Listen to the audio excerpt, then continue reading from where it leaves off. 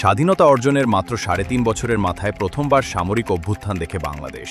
১৯৭৫ সালে ১৫ আগস্ট ভোরে সংঘটিত ওই অভ্যুত্থানে সপরিবারে নিহত হন বাংলাদেশের তৎকালীন রাষ্ট্রপতি শেখ মুজিবুর রহমান। এমন একটি সময়ে এই অভ্যুত্থানের পরিকল্পনা করা হয় যখন দেশটিতে রীতিমতো অস্থির পরিস্থিতি বিরাজ করছিল।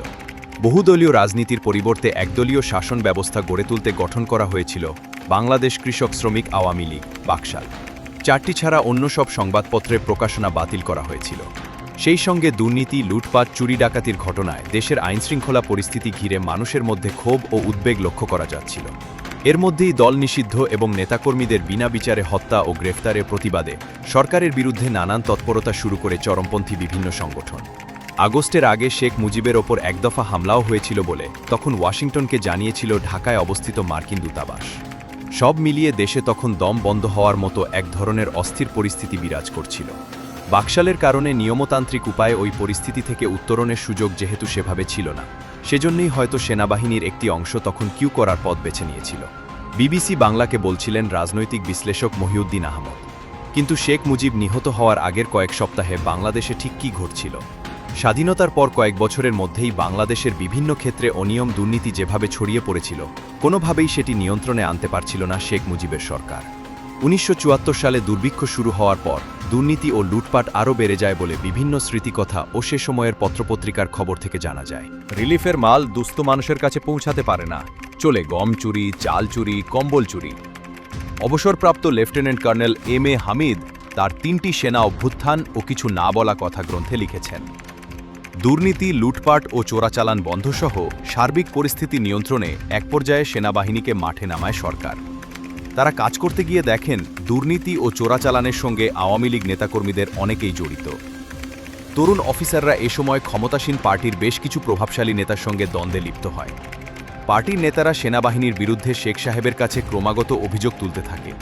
নিজের বইতে লিখেছেন সাবেক সেনা কর্মকর্তা মিস্টার হামিদ। দলের ভেতর থেকে চাপ বাড়তে থাকার এক পর্যায়ে সেনা সদস্যদের ব্যারাকে ফিরিয়ে আনে সরকার।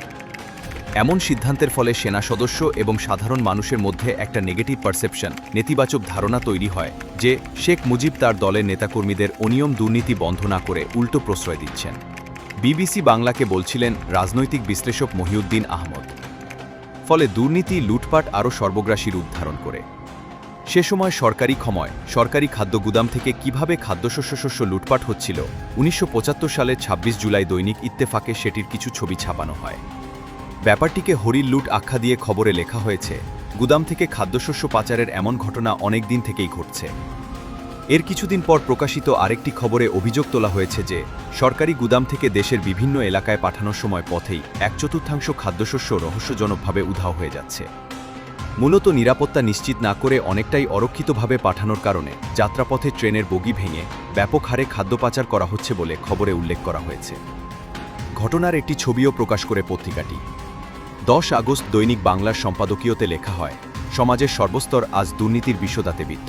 মুক্তিযুদ্ধে শহীদানের পরিবার পরিজনকে দেওয়া ২৭১টি চেক ওরা গায়েব করে ফেলেছে। ১৯৭৪ সালের দুর্ভিক্ষের পর দেশের আইনশৃঙ্খলা পরিস্থিতি ক্রমেই আরও খারাপের দিকে যায়।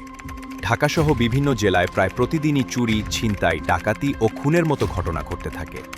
দেশের বিভিন্ন এলাকায় মানুষের বাড়িতে চুরি ডাকাতির পাশাপাশি সে সময় ট্রেন এবং লঞ্চেও অহরহ ডাকাতির ঘটনা ঘটে, যার খবর ছাপা হয় তখনকার পত্রপত্রিকায়। ১৯৭৫ সালের ১১ আগস্ট দৈনিক বাংলা পত্রিকায় তেমনি একটি ট্রেন ডাকাতির খবর ছাপা হয়। দুর্ধর্ষ ট্রেন ডাকাতি শিরোনামের খবরটিতে বলা হয়েছে, ঠিক আগের রাতে চাঁপাইনবাবগঞ্জ থেকে ঈশ্বরদীগামী একটি যাত্রীবাহী ট্রেনে ডাকাতির ঘটনাটি ঘটেছে। সেখানে বাধা দিতে গেলে ডাকাত দলের সদস্যরা শতাধিক রাউন্ড গুলি নিক্ষেপ করে। সেই গুলিতে ২ যাত্রী নিহত এবং অন্তত ২২ জন আহত হন বলে খবরে উল্লেখ করা হয়েছে।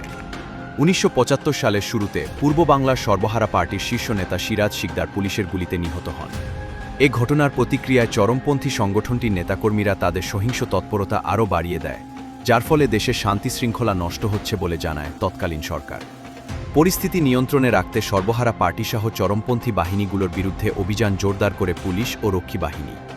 সেই অভিযানের খবরাখবর নিয়মিতভাবেই তখনকার পত্রপত্রিকায় বের হতে থাকে। সেখানে গ্রেফতার ও অস্ত্র উদ্ধারের পাশাপাশি সরকারি বাহিনীর সঙ্গে গোলাগুলিতে মাঝে মধ্যেই চরমপন্থী নেতাকর্মীদের নিহত হতে দেখা যায়।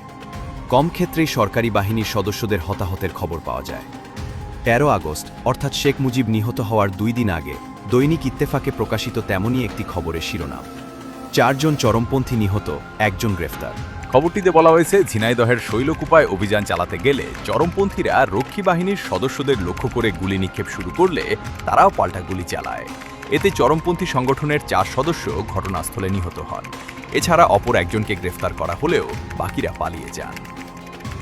74-এর দুর্ভিক্ষের প্রভাব তখনও পুরোপুরি কাটিয়ে ওঠা সম্ভব হয়নি। খাদ্য সংকট কাটিয়ে ওঠার জন্য সরকারের পক্ষ থেকে কৃষকদের উৎসাহ দেওয়া হয় যে আউশের মৌসুমে তারা যেন আরও বেশি জমিতে ধান চাষ করে। কৃষকদের অনেকে এই আহ্বানে সাড়াও দেন, কিন্তু কিছুদিন না যেতেই দেখা দেয় খরা। 1975 সালের 9 জুলাই প্রকাশিত দৈনিক ইত্তেফাকের একটি খবরের শিরোনাম, পানির অভাবে আউশ ধানের গাছ শুকাইয়া যাইতেছে। সেখানে বলা হয়েছে, ভরা বর্ষা মৌসুমেও অনেকদিন বৃষ্টি না হওয়া ও সেচের অভাবে কুমিল্লা, নেত্রকোনা, কালীগঞ্জ সহ দেশের অনেক এলাকায় আউশের ফসলের ব্যাপক ক্ষতি হচ্ছে। পানির অভাবে ধানের গাছ শুকিয়ে মরতে বসায় কৃষকরা চিন্তায় পড়ে গেছেন। এই ঘটনা সপ্তাহ দেড়েকের মধ্যে মরার ওপর খাড়ার ঘা হিসেবে দেশে দেখা দেয় আরেকটি প্রাকৃতিক দুর্যোগ। খরার পর শুরু হয় একটানা বৃষ্টি। এই অতিবৃষ্টি ও উজানে ভারত থেকে নেমে আসা পাহাড়ি ঢলের কারণে সিলেট, চট্টগ্রাম ও রংপুর অঞ্চলের অনেক এলাকায় বন্যা দেখা দেয়। এতে আউশের ফসলসহ সম্পদের ব্যাপক ক্ষয়ক্ষতির পাশাপাশি বেশ কিছু প্রাণহানির ঘটনাও ঘটে। অন্যদিকে বন্যা কবলিত এলাকায় ডায়রিয়া সহ পানিবাহিত বিভিন্ন রোগের প্রকোপ দেখা যায়। সেই সঙ্গে তীব্র হয় খাবার ও বিশুদ্ধ পানির সংকট। সাবেক সেনা কর্মকর্তাদের স্মৃতিকথা থেকে জানা যায়, বেশ কিছু কারণে সেনাবাহিনীর মধ্যে তখন অস্থিরতা ও অসন্তোষ বিরাজ করছিল। বিশেষ করে দলীয় নেতাদের চাপের মুখে সেনা সদস্যদের ব্যারাকে ফিরিয়ে আনার সরকারি সিদ্ধান্তে তরুণ সেনা কর্মকর্তাদের অনেকে ক্ষুব্ধ হয়েছিলেন। এছাড়া সেনাবাহিনীর একাংশ শেখ মুজিবের একদলীয় শাসন ব্যবস্থা মেনে নিতে পারছিলেন না বলেও জানা যায়। এই সময় তরুণ মুক্তিযোদ্ধা অফিসারদের কিছু অংশ দারুণ ক্ষেপে ওঠে। তারা ভেতরে ভেতরে দল পাকাতে থাকে। নিজের বইতে লিখেছেন অবসরপ্রাপ্ত lieutenant colonel M A Hamid. পদপদবি ঘিরে সেনাবাহিনীর শীর্ষ কর্মকর্তাদের মধ্যেও বিরোধ দেখা দেয়। অন্যদিকে রক্ষীবাহী বাহিনীর সুযোগ সুবিধা ঘিরেও সেনাদের মধ্যে অসন্তোষ ও উদ্বেগ তৈরি হয়েছিল। এর মধ্যেই একটি গুজবকে কেন্দ্র করে সেই উদ্বেগ উৎকণ্ঠা আরও তীব্রতর হয়ে ওঠে। ক্যান্টনমেন্টে গুজব ছড়িয়ে পড়ল, শেখ সাহেব সেনাবাহিনীকে বিলুপ্ত করে ভারতীয় সহযোগিতায় রক্ষী বাহিনীকে গড়ে তুলছেন। আধুনিক অস্ত্রশস্ত্রে রক্ষী বাহিনীকে সাজিয়ে দিচ্ছেন। রক্ষী বাহিনীর জন্য নতুন নতুন ব্যারাক, নতুন গাড়ি, নতুন ইউনিফর্ম সেনাবাহিনীর সন্দেহ আরও বাড়িয়ে তোলে। সাবেক সেনা কর্মকর্তা মিস্টার হামিদ তার 3টি সেনা অভ্যুত্থান ও কিছু না বলা কথা গ্রন্থে লিখেছেন। এর বাইরে বিভিন্ন ইস্যুতে সেনাবাহিনীর তরুণ কিছু কর্মকর্তাকে চাকরিচ্যুত করার ঘটনা ঘিরেও অনেকের মধ্যে ক্ষোভ তৈরি হয়েছিল বলে উল্লেখ করেছেন মিস্টার হামিদ। বিশ্লেষকরা বলছেন, শেখ মুজিবুর রহমানের শাসনামলে প্রশাসনের বিভিন্ন পর্যায়ে যেভাবে অনিয়ম ও দুর্নীতি ছড়িয়ে পড়েছিল এবং সেটার ফলে তৎকালীন সরকার যে ক্রমেই সাধারণ মানুষের সমর্থন হারাচ্ছিল, এক পর্যায়ে তিনি নিজেও সেটি টের পান। তখন দুর্নীতি ও চোরাচালান বন্ধে বেশ কয়েক দফায় অভিযানও চালায় তার সরকার। এর মধ্যে সবশেষ অভিযানটি শেখ মুজিব শুরু করেছিলেন নিহত হওয়ার সপ্তাহ 3 আগে। জুলাইয়ের শেষ ভাগের ওই অভিযান পরিচালিত হয়েছিল মূলত সরকারি কর্মকর্তা কর্মচারীদের বিরুদ্ধে। ফলে সে সময়ের পত্রপত্রিকায় তাদের সাময়িক বরখাস্ত করা এবং গ্রেফতার হওয়ার খবর নিয়মিতভাবে ছাপা হতে দেখা যায়। 1975 সালের 1 আগস্ট দৈনিক ইত্তেফাকে প্রকাশিত তেমনই একটি খবরের শিরোনাম, 7 লক্ষাধিক টাকা আত্মসাতের অভিযোগে 3 জন গ্রেফতার। খবরটিতে বলা হয়েছে যে ব্যাংকের ভুয়া রসিদ ব্যবহার করে ট্রেডিং কর্পোরেশন অব বাংলাদেশের টিসিবি 3 কর্মকর্তা সরকারি প্রায় 7,27,000 টাকা সমমূল্যের সিমেন্ট তুলে বিক্রি করে সেই অর্থ আত্মসাৎ করেছেন বলে জানতে পারে দুর্নীতি দমন সংস্থা। পরে তাদের গ্রেফতার করা হয়। 1975 সালের শুরুর দিকে তৎকালীন যোগাযোগ প্রতিমন্ত্রী নুরুল ইসলাম মঞ্জুরের বিরুদ্ধে বড় ধরনের দুর্নীতির অভিযোগ ওঠে। এমন পরিস্থিতিতে জুলাই মাসের 3য় সপ্তাহে মি মঞ্জুরকে প্রতিমন্ত্রীর দায়িত্ব থেকে অব্যাহতি দেওয়া হয়। সরকার ও প্রশাসনের মধ্যে যারা দুর্নীতির সঙ্গে জড়িত তাদেরকে সতর্ক করা এবং সরকারের ভাবমূর্তি উজ্জ্বল করার লক্ষ্যে মন্ত্রিসভার ওই সদস্যকে বরখাস্ত করা হয়েছিল বলে তখনকার গণমাধ্যমের খবরে বলা হয়েছে। বরখাস্তের সিদ্ধান্ত জানিয়ে মি মঞ্জুরকে 21 জুলাই একটি চিঠি পাঠান তৎকালীন রাষ্ট্রপতি ও সরকার প্রধান শেখ মুজিবুর রহমান। পরের দিন প্রকাশিত দৈনিক ইত্তেফাকের খবরে সেই চিঠির বর্ণনা তুলে ধরা হয়েছে এভাবে, আপনার বিরুদ্ধে দুর্নীতির গুরুতর অভিযোগের পরিপ্রেক্ষিতে গণপ্রজাতন্ত্রী বাংলাদেশের সংবিধানের 58(5) ধারার আওতায় আমি আপনাকে প্রতিমন্ত্রী পদ হইতে অপসারণ করিতেছি।